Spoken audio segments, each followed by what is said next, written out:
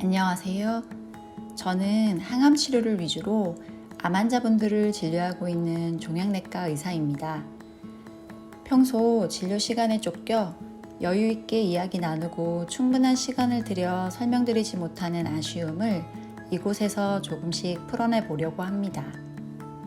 특히 진료실에서 바쁜 주치의와 뒤에 기다리는 다른 환자들을 생각해서 하고 싶은 질문을 이것저것 다 하지 못하거나 듣고 싶은 설명을 충분히 듣지 못하시는 배려심 깊은 분들께 제 영상이 조금이라도 도움이 되면 좋겠습니다. 사실 제가 이렇게 영상을 만들게 된 데에는 저 또한 유튜브 영상을 통해 큰 도움을 받았기 때문이기도 한데요. 개인적으로 설암TV라는 채널을 통해 많은 도움을 받았습니다. 설암님은 본인이 정신의학과 전문이거나 심리상담 전문가가 아니기에 상황이 심각하다면 본인 영상만 보지 마시고 꼭 전문가의 도움을 받으라는 말씀을 늘 하시더라고요. 저의 개인적인 이야기를 조금 더 해보자면 저는 의과대학에 가기 전부터 정신과학에 큰 관심을 갖고 있었어요. 그런데 막상 의학 공부를 하고 실습을 해보니 정신과학보다는 내과학을 선택하게 되었습니다. 그래도 아무래도 제 개인적으로 많은 관심을 가진 분야이다 보니 관련 책도 많이 읽고 의학의 한 분야이기도 하니 조금씩이라도 계속 공부를 하고 있었어요. 특히 종양내과는 삶과 죽음이 교차하는 곳이다 보니 정신과적인 문제들과 많은 접점을 가지고 있을 수밖에 없기도 하고요. 설암님 이야기를 하려다 개인적인 이야기가 조금 길어졌는데요. 아무튼 저도 정신과 전문의는 아니지만 의학 전공자이자 정신과학에 특히 더 많은 관심을 갖고 있는 의사로서 제가 듣기에는 전문가 못지않은 깊이와 통찰력이 느껴졌어요. 그리고 반복적으로 그분의 영상들을 들으면서 큰 도움을 받았답니다.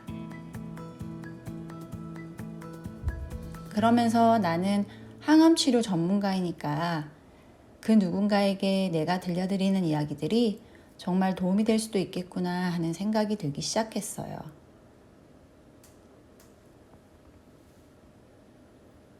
지난 영상에서 저는 항암 치료가 사기라고 느낄 수 있는 상황에 대한 설명을 드렸습니다.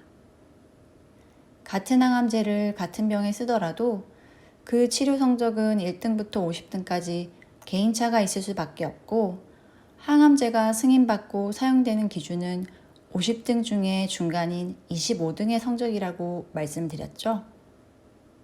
물론 내가 열심히 안 해서 치료 성적이 떨어지고 그런 칙은 아닙니다. 사실 공부도 무조건 열심히 한다고 성적이 오르는 것은 아닌 경우가 있죠. 그리고 공부나 치료의 성적이 우리 인생의 성적표는 아닐 뿐더러 뒤에 다시 말씀드리겠지만 항암 치료의 부작용을 무조건 참는다든지 하는 식으로 무작정 치료 성적을 올릴 수 있는 것도 아닙니다. 또한 치료나 공부의 성적표는 숫자나 등수로 나오지만 인생의 성적표라는 것이 만약 있다면 단순히 숫자나 등수로 표현할 수는 없겠죠.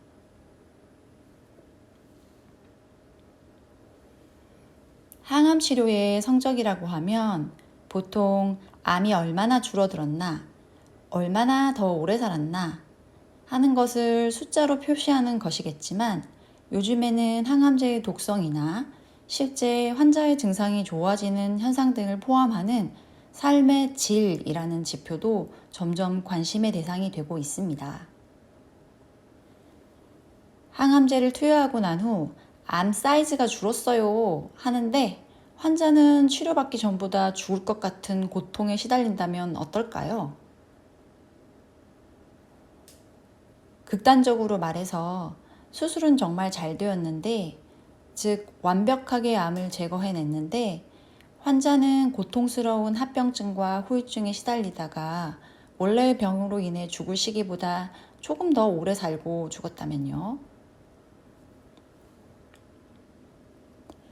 숫자로 표시되는 것이 정량적이라고 한다면 질이라는 것은 정성적이라고 할 수 있겠죠.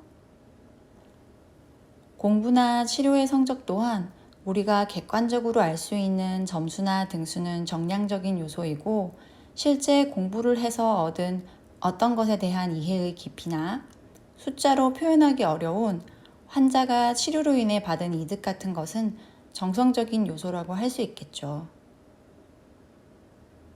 정성적인 부분은 어느 영역에서나 인지하거나 평가하기 어려운 것입니다만, 실제 우리의 삶은 정량적인 부분보다 정성적인 것이 더 중요한 경우도 많이 있을 겁니다.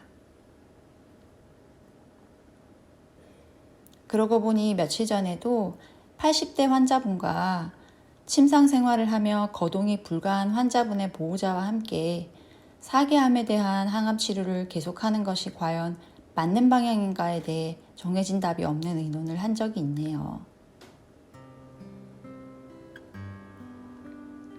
사람은 자신의 뜻대로 흘러가지 않은 일들을 더 많이 기억하기 마련이라서일까요? 제가 항암 치료 그만하면 어떻겠느냐고 말씀드리는 분은 종종 자꾸 더 하고 싶다고 하시고, 완치는 안 되더라도 꽤 승산이 있을 것 같으니 좀 더 해보자고 말씀드리는 분은 또 안 하겠다고 하시는 등, 빡빡한 진료 시간을 숨가쁘게 마치고 나면 아무래도 그런 경우들이 마음에 많이 남아요. 물론 정답은 없습니다.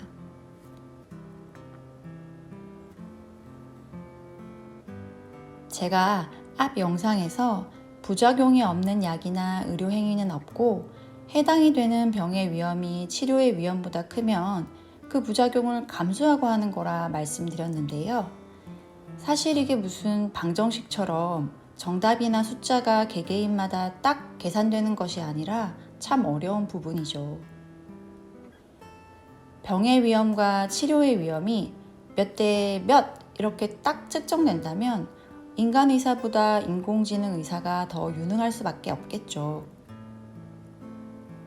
인공지능 의사는 수학 모델로 표준화되니 정확할 뿐 아니라 인간 의사처럼 개인의 자질이나 상태의 차이 같은 것도 없을 테니까요.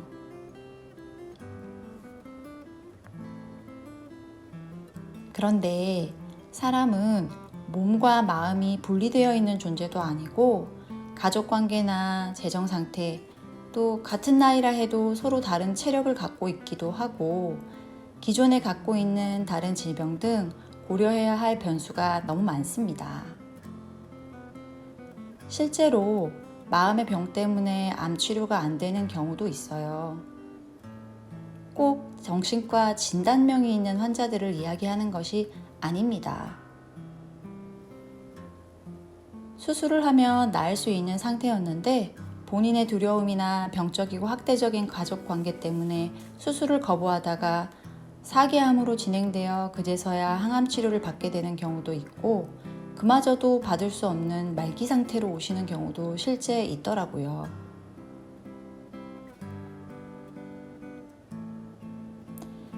건강이나 장수 그 자체만을 추구하는 것에 대해 저는 사실 회의적이에요. 하지만 의미 있는 삶이라는 것에 대한 생각도 사람마다 다 다를 것이고, 암 진단을 받기 전까지는 그런 생각할 여유 없이 숨가쁘게 살아오신 분들이 대부분일지 모르겠습니다. 진료실에서 종종 듣는 이야기 중 하나가 바로 이제 겨우 숨돌리고 살만하니까입니다. 이렇게 사람은 몸과 마음 어느 것이 더 중요하다고 말하기 어려운 유기적인 존재예요.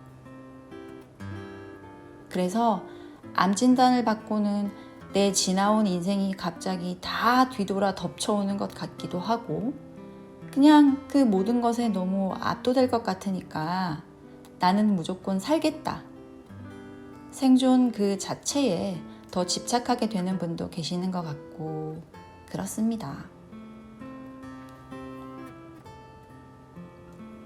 그리고 또 종종 듣는 질문 중에 이런 것이 있어요. 바로 나 말고도 이런 병이 또 있느냐는 것입니다. 저는 희귀암도 꽤 보는 편이라서 더 그런 것 같은데요. 왜 그런 질문을 할까 싶었어요. 내가 경험이 적어 보여 불안하신가? 그런 생각을 한 적도 있었죠. 그런데 꼭 희귀암 환자만 하시는 질문도 아니더라고요. 내게만 이런 불행이 닥친 것 같은 아마 그런 기분에서 나오는 질문인 것 같아요.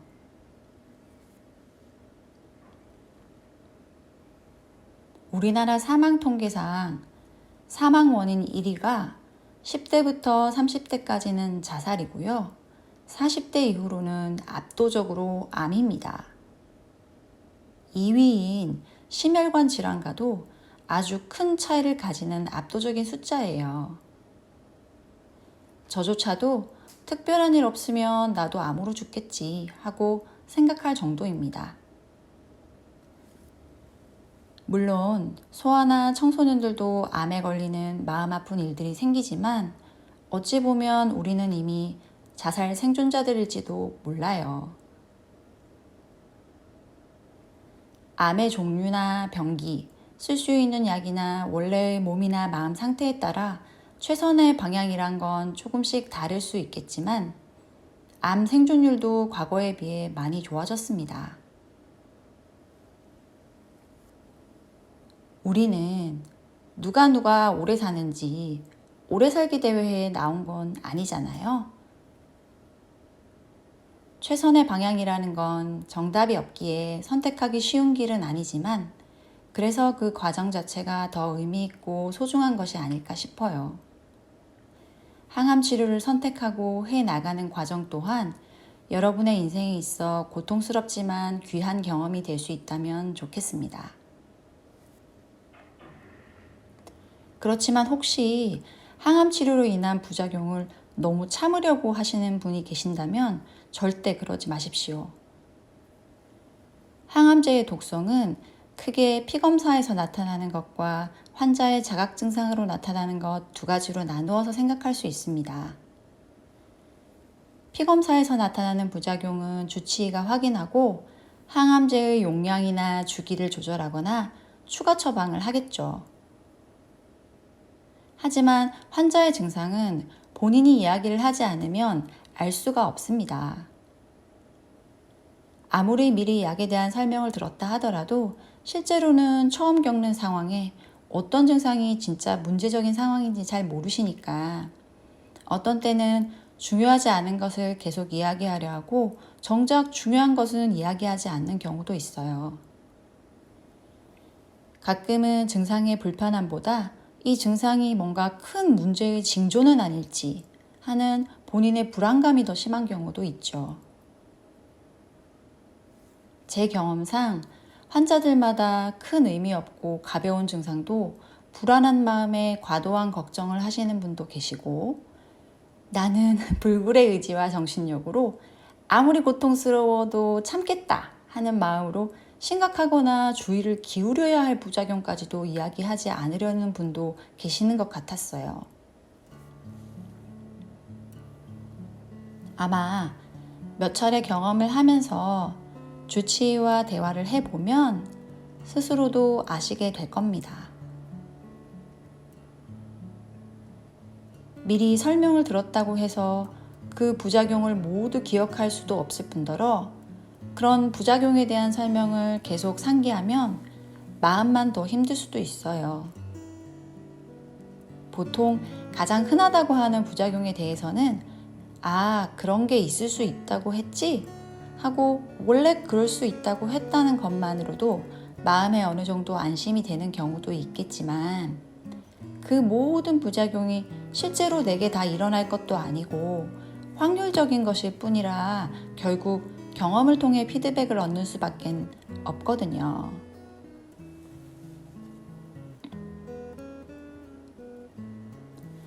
항암 치료의 최종 목적이나 횟수 등에 따라서 부작용에 대한 대처법도 다를 수 있어요.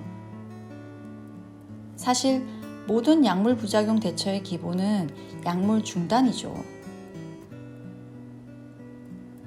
하지만 앞에서도 여러 번 말씀드렸듯이 약물 부작용의 위험보다 병의 위험이 더 큰 상황인 경우에 그 약을 사용하는 것이니 잘 따져보고 결정해야겠죠.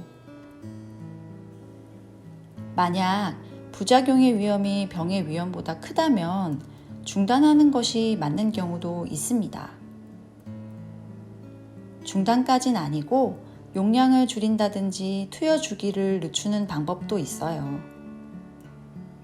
그러니 부작용이 힘들 때는 주치의에게 이야기를 해서 방법을 찾으세요.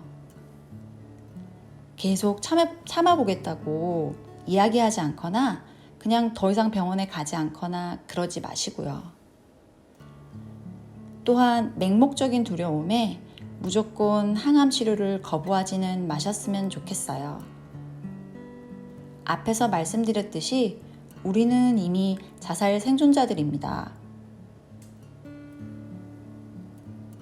삶의 다른 많은 문제들에서도 그랬듯이 새로운 문제에 압도당하지 마시고 상황을 찬찬히 들여다보고 몸과 마음을 잘 정리해 보세요.